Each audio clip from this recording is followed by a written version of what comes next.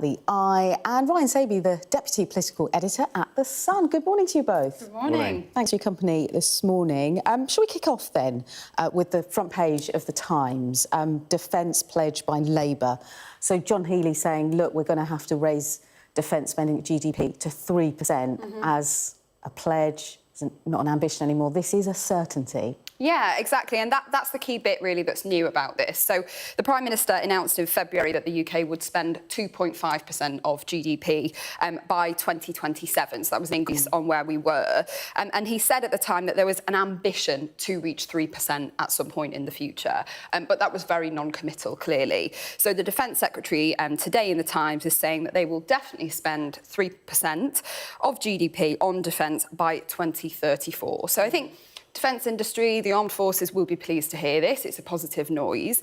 But I think there are questions over whether this is enough and whether it's happening soon enough. The US, with US President Donald Trump, has been very vocal about the fact that he wants us to be spending 5%. And a lot of Eastern European countries are spending sort of close to that. 3% is quite a long way underneath that. And also the head of the armed forces, or the head of the army, I should say, last year said that the UK has to be ready to fight or deter a war, most likely with Russia, by 2027. Now, this new pledge isn't going to come into force until 2034, so I think there will be questions over whether this is enough and also whether it's fast enough. Yeah. Ryan, we're going to hear more from the government on Monday and their broader pledge for defence, but we're heading in the right direction? Yeah, I think you can say that. I think we've had pledges over, from earlier this year. We had the 2.5% by 2027. This government said they'll do, but I kind of feel that it's very distant, the 2034, that we'll spend 3%.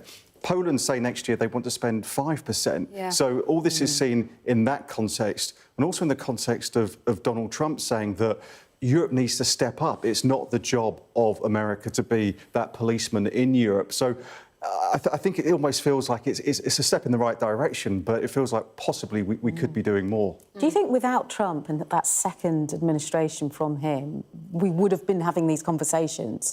To some extent. I think the war in Ukraine obviously forced those conversations about European readiness. I think Europe had long sort of thought the era of land war in Europe was over, and that was obviously horrendously shattered in 2022. But I don't think it's, unrelated to Donald Trump coming in. He's been very vocal about thinking that Europe needs to take charge of its own defence and security. He's even threatened to leave NATO. He invited Russia to invade NATO members he didn't feel was spending enough on defence. Obviously, that first announcement from the Prime Minister came in February, which is just when Donald Trump got into office. So I think it's hard to see this in a vacuum. Yeah, we'll get more from the government on this on Monday. Let's move on to the Daily Telegraph, Ryan. And, Rachel Reeves, she'll want to raise taxes. They're reporting from the Daily Telegraph. That's right. Ahead of the autumn budget. Yeah, no, it seems that the money that she needs to find could be in the region of 20 to 25 billion pound, which is a huge amount. And I think one of the problems is she's got all this spending that could be coming down the line, whether it's bringing back in a certain measure the winter fuel allowance, lifting the two-child benefit cap. So she's got to find all these different ways to maintain this financial buffer, that financial cushion that she wants to have of around 10 billion pound. And it may be that income tax thresholds get extended. And the trouble with that is you just bring so many more people into paying those higher rates of income tax. And there's other ways that she might do that. There may be another gambling tax, another squeeze on welfare. So every which way she turns, it's very, very difficult for her, because before the election, the Labour Party said they weren't going to raise national insurance, income tax and VAT on individuals. They didn't want to raise those taxes on working people. So that's why it's really difficult for her. And also, every time she tries to find money, it's like looking down the back of the sofa. It might raise a few £100 million here, a few billion there, but actually it's those income tax changes that you can really sort of find a lot of money. So she's going to be scrambling around in the months ahead. How safe do you think the Chancellor is, given what Ryan's just outlined there? JP Morgan saying all of these pledges from Sir Keir Starmer really boxing the Chancellor in. Well, I think that's the key thing. It doesn't necessarily look like a Rachel Reeves problem. It looks like the most impossible job in government, I think. And I'm not sure it would be good for their narrative around bringing back stability to be axing the Chancellor, not that long into this term. So I don't know what you you think, but I think that doesn't feel to me to be like the priority. I think they're kind of doomed either way, in the sense that, you know, she does have an unenviable task. When they came into office, Labour said they had a 22 billion black hole that they hadn't realised they needed to deal with. So I think whoever has that seat in number 11, which is not a job I would take for any money in the world, I think would be facing the same fate. There aren't too many decisions that get out of government, especially out of the Treasury, without going through number 10 first. So whether it is changing the rules on winter fuel, the farmers' tax, the national insurance hike on businesses, that all has to go through number 10. So it's almost like the Prime Minister and the Chancellor are sort of intrinsically linked. It's very difficult. If he gets rid of the Chancellor, it's almost like putting his hands up and saying,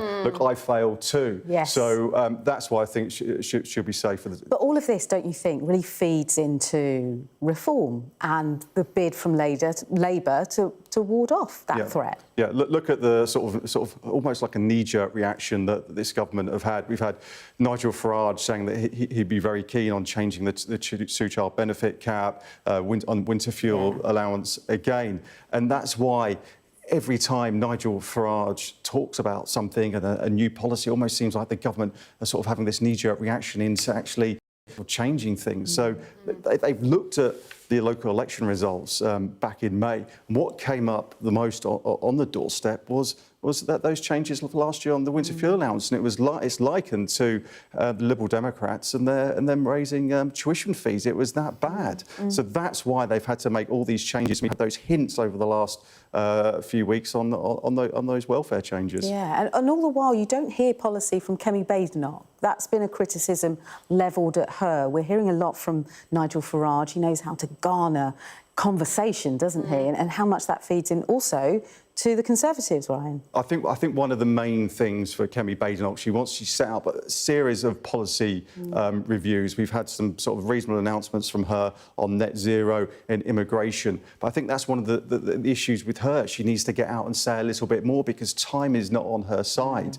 And I think that she really needs to get that sort of policy, those policies or a whole suite of policies in place this year, just so she can attack not only the Labour Party but also reform. And if she stays silent anymore, Robert Jenrick will have a lot to say, won't he? Should we move on to the eye? This is front page from your paper, Molly. Cyber hackers will be deployed to fight drones on the battlefield. Tell us a bit more about this. Yeah, well, the first thing to say really is that drones have been sort of revolutionising warfare in Ukraine.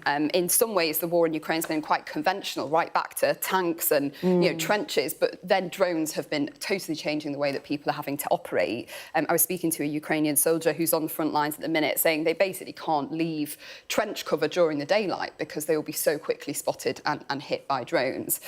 So the UK is basically trying to address that and recognise that drones are something that it's going to have to factor in very heavily. So the announcement here today, which has been given exclusively to my paper, is that there will be a digital warfighting group. So basically a team of cyber experts who will be deployed alongside conventional infantry soldiers to tackle the drone threat. So there's different ways that you can tackle drones depending on what they're doing. Usually it's through a process called jamming, which is where you basically try and block the electromagnetic signal between the controller and the aircraft itself, so it basically can't function anymore, and they will have a team sort of specialising in that. And this is such a huge headache for NATO. The problem with drones is that they're incredibly cheap and very accessible, so they can be made en masse. And what you don't want to do is fire your £1 million missiles to combat a couple of €100 euro drones. So they're kind of having this headache over what to do with them. I was in Estonia and Lithuania a couple of weeks back on a NATO exercise, and they're having to totally change the way that they're preparing for conflict based on the drone threat. So field hospitals, which used to be built, clue is in the name, in a field, are now all having to be built inside disused buildings so that they're shielded from the skies. So it's certainly the forefront, really, of what the Ministry of Defence, both here and in other NATO countries, are looking at. Really, really interesting, Molly. We're going to do a bit of a gear change, Ryan. This is in the Times. Limit yourself to 1 glass of wine a year. This is according to a former drug czar. But this is surely good news. No, exactly. This is Professor David Nutt, who basically says, we all look forward to, some of us look forward to a glass of wine at the end of the day or the end of the week, but he says that we should limit ourselves to one glass of wine a year. All those toxicology reports would make sure that it's just not safe to drink wine at the end of the day, and yeah, it's bad for you. OK, we'll leave it there. I'm not sure what I think about that, Molly Ryan. Thanks so much for that. We'll be back after a very short break with today's top stories. Thanks so much for your company.